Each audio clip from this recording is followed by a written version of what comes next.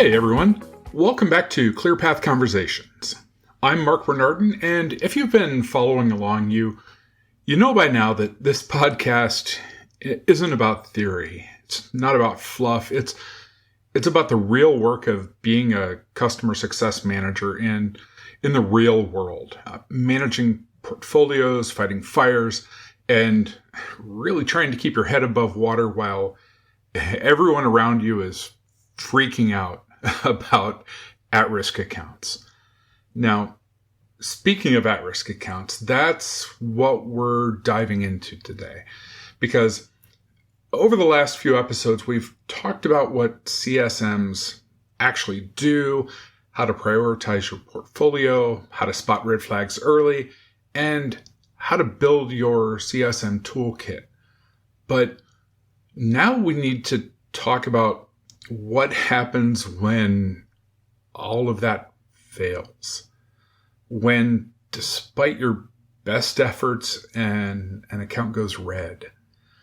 When the customer's unhappy, the renewal's in jeopardy, and your leadership is coming to you asking what happened and what you're going to do about it. That's where the path to green comes in. Now, full disclosure here, I wrote a book called The Path to Green: Rescuing At-Risk Accounts and Building Resilient Customer Relationships. I'm not bringing that up to sell you anything. I'm bringing it up because this framework is the single most valuable thing I've built in my entire career as a CSM. It has saved millions of dollars in ARR. It's turned around accounts that everyone else had given up on. And it's also the reason that people started calling me the at-risk whisperer in the first place. So today I'm going to break down what a path to green actually is.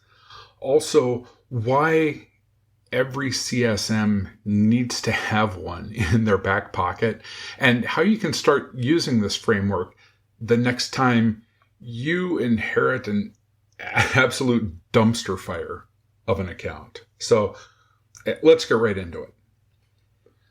First, let's start with the basics. What is a path to green? Now, in the simplest terms, it's just a repeatable, milestone-driven methodology for taking an at-risk account and moving it back to health in a defined, measurable way. It's not a vague action plan. It's not a list of good intentions. It's a structured recovery framework with clear phases, specific milestones, and accountability that's baked in from day one. So here's the thing. When an account goes red, panic sets in. Meetings multiply, emails fly around, sales blames support blames product blames sales. And in the middle of all of this chaos, you, the CSM, you're expected to fix it. But without a shared framework, everyone's just running around with their hair on fire, doing their own thing and hoping that magically it all just comes together and works out. Spoiler, it doesn't. The path to green exists to cut through all of that noise. It brings three things that are almost always missing when accounts go sideways. First, it brings in clarity. Everyone knows what green actually means for this specific account. Second, it brings in alignment. All actions support a shared end goal, not separate departmental agendas. And third, it brings in accountability. Tasks, owners, timelines, they're all locked in and visible to everyone. And here's the thing I want you to really hear. This isn't theoretical.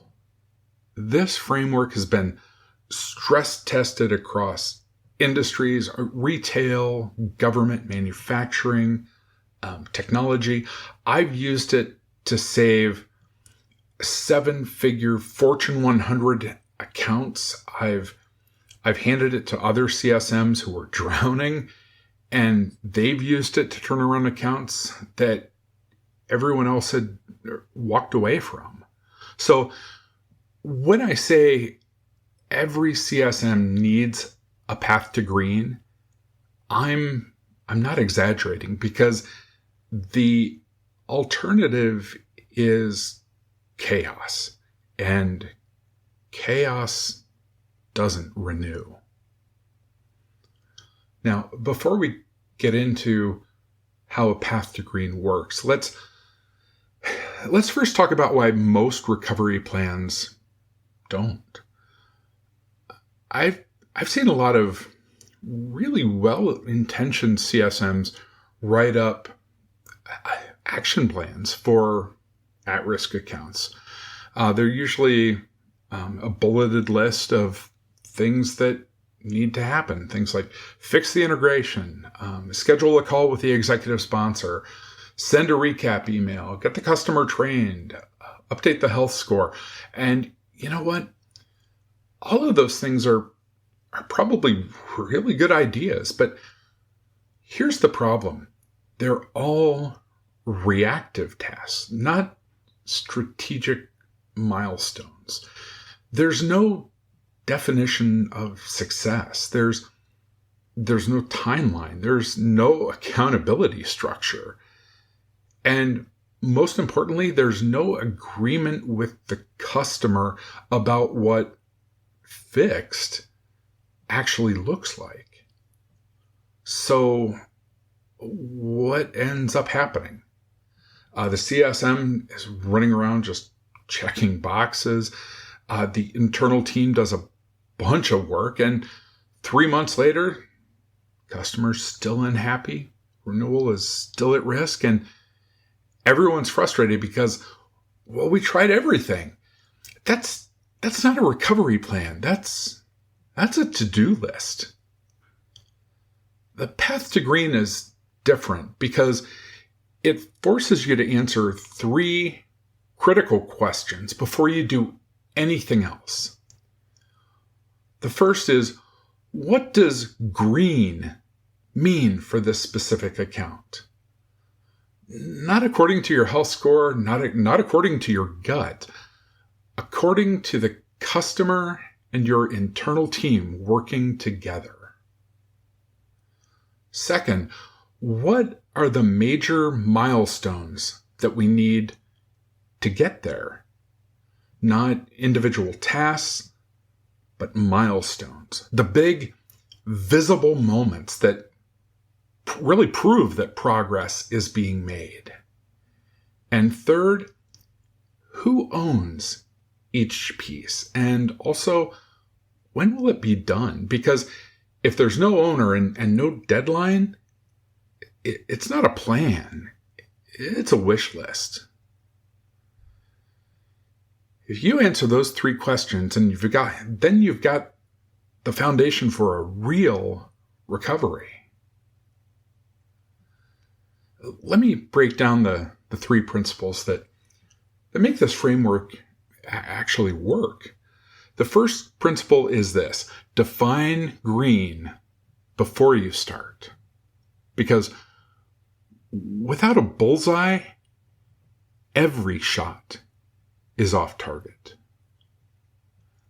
This is the most important step, and it's the one that most CSMs skip, because when an account goes red, the instinct is to start just jumping in and fixing things immediately. Schedule a call, send an apology email, pull in solutions engineering, do something, anything to show that you're taking action.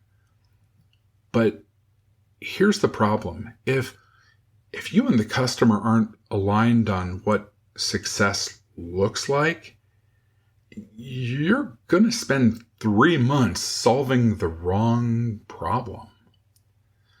So before you do anything else, you sit down and you define what green means. And I'm not talking about your internal health score. I'm talking about a mutually agreed upon definition that both sides can point to and say, yes, that's what fixed looks like. Now, here's how you do it. Step one, you just capture the customer's definition. You ask them, if this partnership were going perfectly in 90 days, what would you be saying internally? What would your executive sponsor be saying about us in their next board meeting? And then you shut up and listen. Because their version of green might not be the same as yours. Maybe they don't care about your training completion rate. Maybe what they actually care about is getting real-time visibility into their security posture, and everything else is just noise. Step two, then, define your internal version of green. So now you bring this back to your internal team, sales, support, product, engineering, whoever's involved in the recovery, and you align on what you need to consider this account stable. Maybe it's consistent product usage, maybe it's executive engagement, maybe it's closing out a huge backlog in the support queue. And then step three, merge the two. You take the customer's version and your internal version, and you find where they overlap. That overlap is your definition of green, and you write it down. You put it in a document. You share it with everyone, internally and with the customer, because now everyone's rowing in the same direction. The second principle is work in phases and not tasks. A lot of CSMs will try to fix everything at once. They throw every possible solution at the problem and hope that something sticks. The path to green doesn't work that way. It works in 3 phases, and each phase has a specific purpose. Phase 1 is stabilization, days 1 through 30. The first 30 days are all about stopping the bleeding. You're not trying to fix everything. You're not trying to make the customer love you again. You're just trying to stabilize the relationship so it doesn't get any worse. This means acknowledging the problem honestly, rebuilding basic trust through consistent, open, honest communication, and fixing the most urgent pain points, the ones that are actively making the customer's life really hard right now. If the customer can't log in, you fix that. If they're getting conflicting information from different team members, you centralize the communication. If they've been ghosted for 3 weeks, you show up and you own it. This phase isn't glamorous. It's not sexy, but it's critical. Because if you can't stabilize the account, nothing else matters. Phase 2 is execution, days 31 through 60. Now you're solving the bigger problems. You're working through the backlog of issues that have been piling up. You're delivering on the promises that you made in phase one. You're proving through actions and not words that things are actually getting better. This phase is where your internal team earns their keep. Engineering, product, operations, everyone needs to be locked in on deliverables with clear owners and clear deadlines. And you, as the CSM, are the one tracking all of it in a recovery progress dashboard, so nothing falls through the cracks. Phase 3 is optimization, days 61 through 90.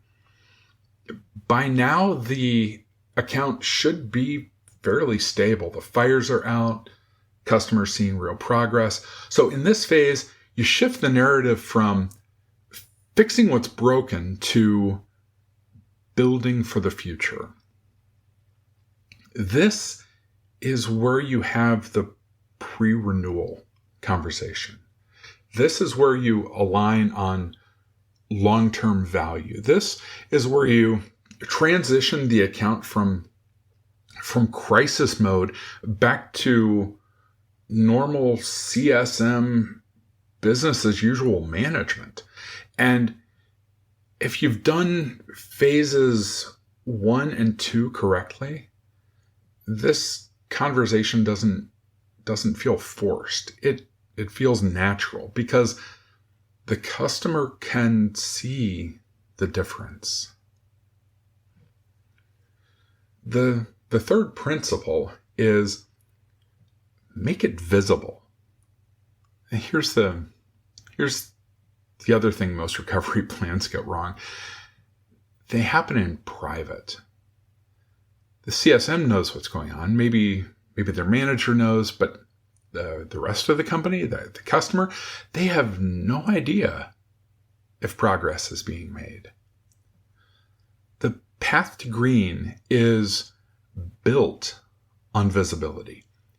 Everything is documented, everything is tracked, and everyone from internal stakeholders to the customer stakeholders to your boss to your boss's boss can see where you are in the recovery process at any time. And this obviously means that you maintain a recovery progress dashboard that tracks every milestone, every task, every owner, and every deadline. You send regular updates out, weekly at a minimum, to all stakeholders. So nobody is left guessing. And you celebrate wins publicly so everyone can see that progress is happening. Visibility builds confidence, and confidence drives renewals. Let me make this concrete with a real example here. A few years ago, I inherited an account that was about as red as they come. It was a major retail company, $2 million ARR, 18 months into a 3-year deal, and they were ready to walk. The relationship had completely broken down. The executive sponsor had stopped returning all calls. The primary user was openly bad-mouthing us in industry forums.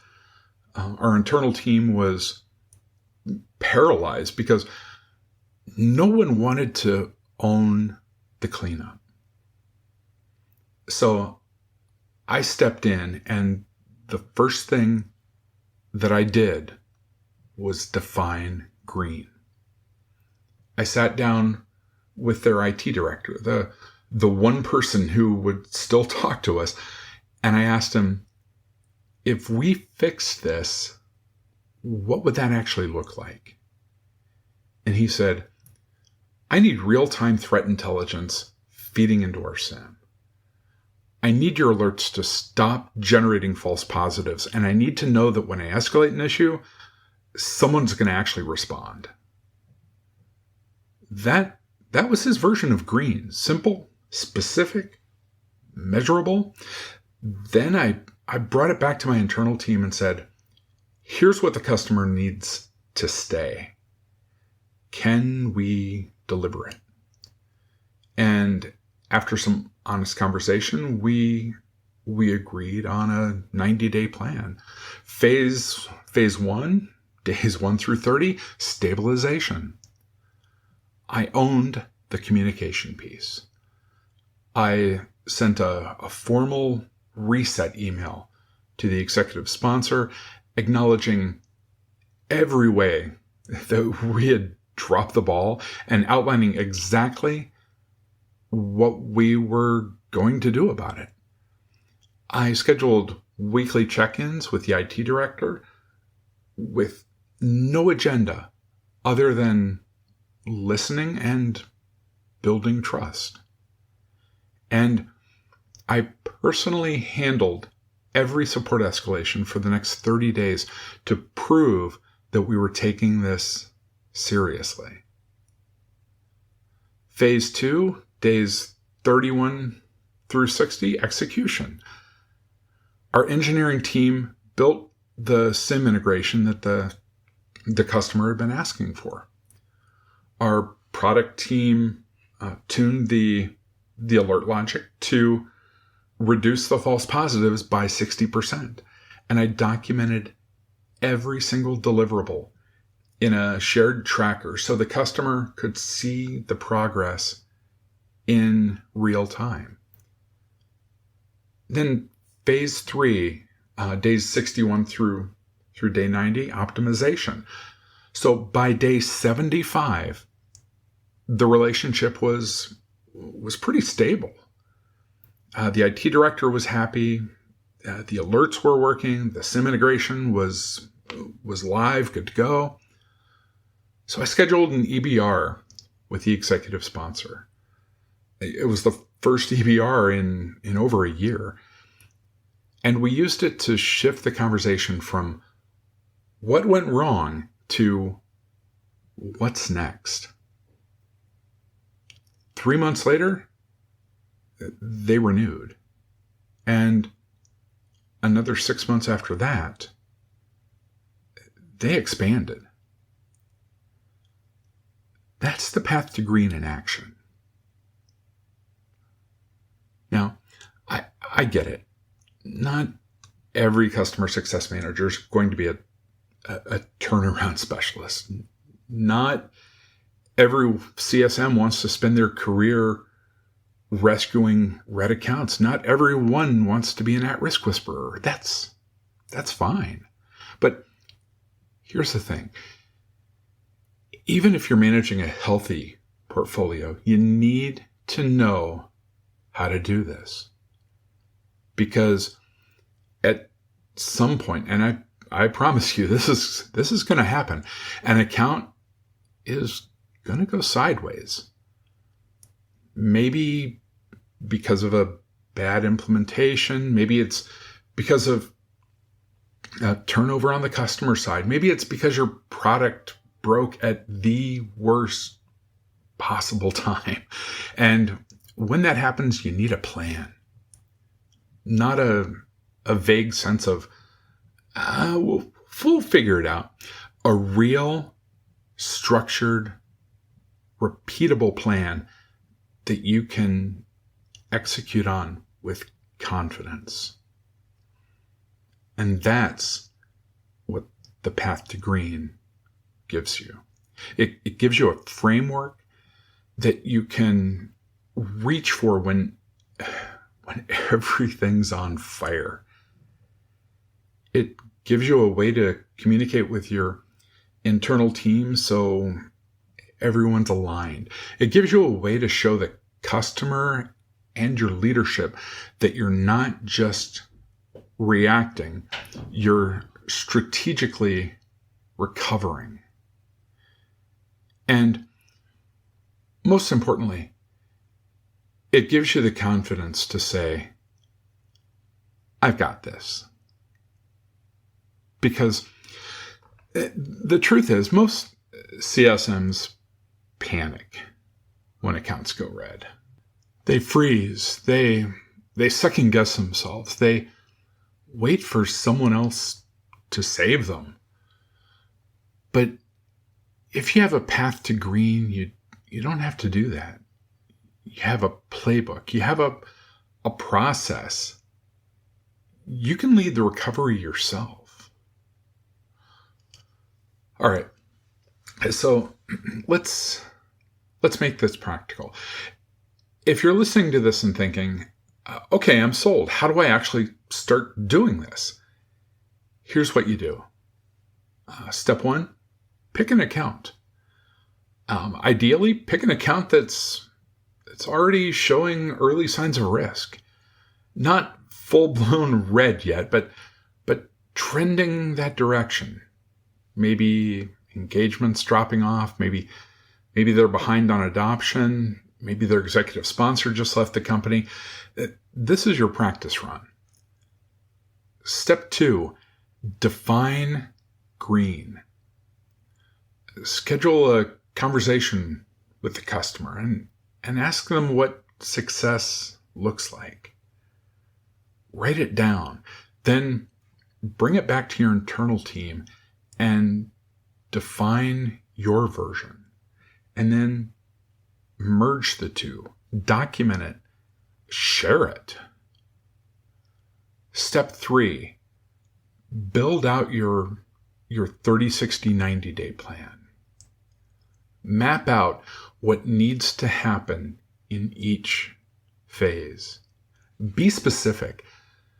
Assign owners, set deadlines, and make it visible.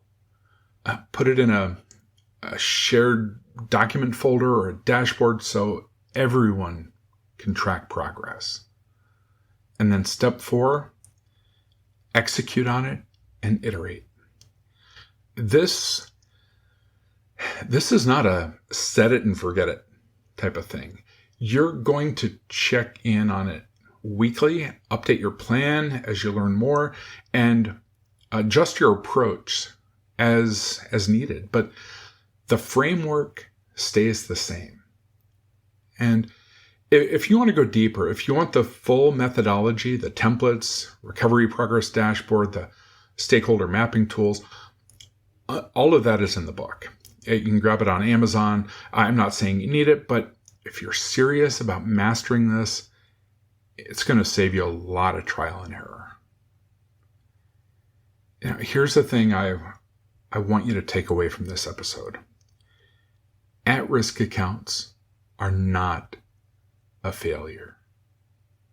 They're an opportunity. They're an opportunity to prove your value as a CSM.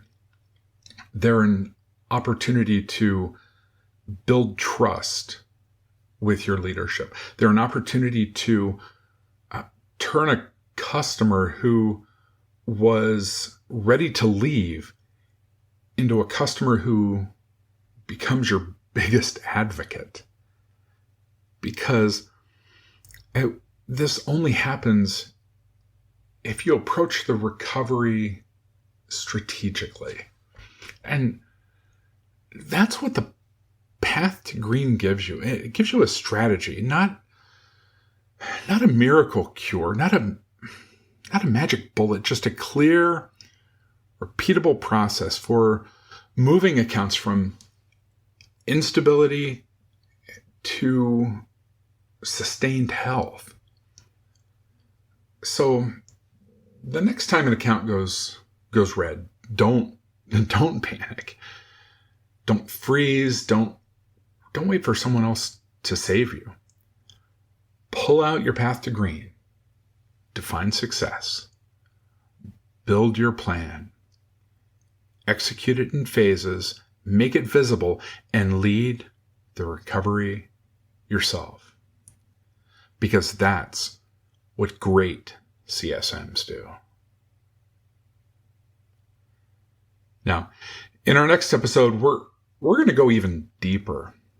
We're going to talk about how to write a get well plan that people actually read.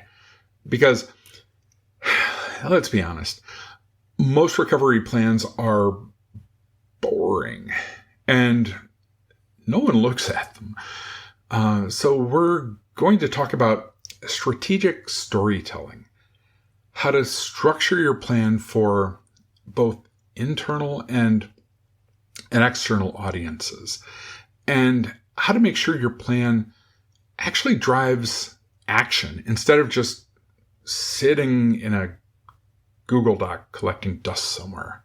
So until then, grab the Path to Green companion download guide at clearpathcx.com.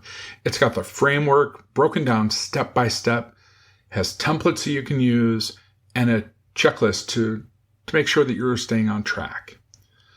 Also, follow the podcast so you don't miss what's next. And if this episode helped you at all, shoot me a message on LinkedIn. I read every single one, and I want to hear how you're using this framework in your own work. So, thank you for being here. Thank you for doing this work. And thank you for showing up and delivering every single day. I'll talk to you soon.